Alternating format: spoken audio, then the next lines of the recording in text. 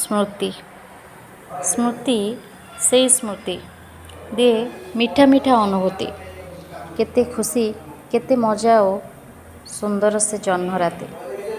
ଆଜିକାର ବ୍ୟସ୍ତବହୁଳ ଦୁନିଆରେ, ସ୍ୱାର୍ଥପର ସ୍ନେହହୀନ ସମାଜରେ କେବଳ ଖୁସି ଲାଗେ ଭାବି ଭାବି ସେଇ ପୁରୁଣା ସ୍ମୃତି।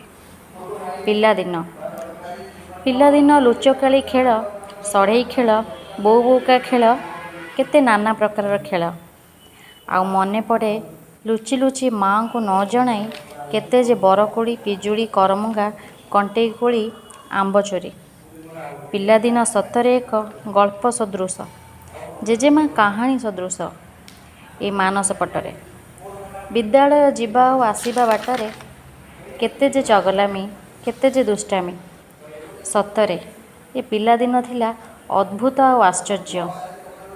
ବାପାଙ୍କ ଗାଳି, ମାଆଙ୍କ ସ୍ନେହ ଆଉ ଦାଦାଙ୍କ ଆଦର ଆମକୁ ଆହୁରି ଦୁଷ୍ଟାମି ଆଡ଼କୁ ଟାଣି ଟାଣି ନେଇଯାଉଥିଲା। ସବୁଠୁ ବଡ଼ ତ ଜେଜ ଆଉ ଜେଜେମାଙ୍କର ନିଃସ୍ୱାର୍ଥପର ଭଲ ପାଇବା। ଆଉ ବେଶୀ ମନେ ପଡ଼େ ଯେତେବେଳେ ମାଆର ଆକଟରେ ଜେଜେମା କୋଳରେ ଯାଇ ଲୁଚି ଯାଉଥିଲୁ।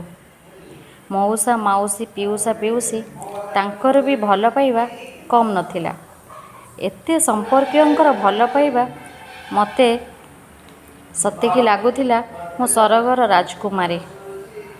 ଆଜିର ଏଇ ବ୍ୟସ୍ତବହୁଳ ଦୁନିଆରେ ନା ଅଛି ସେଇ ସ୍ନେହ, ନା ଅଛି ସେଇ ଭଲ ପାଇବା। କେବଳ ଅଛି ସେଇ ସ୍ମୃତି। ଆଉ ଖୁସି ଲାଗେ ମନେ ପକାଇ ହସିବାକୁ ସେଦିନର କଥା। ସ୍ମୃତି ସେଇ ସ୍ମୃତି।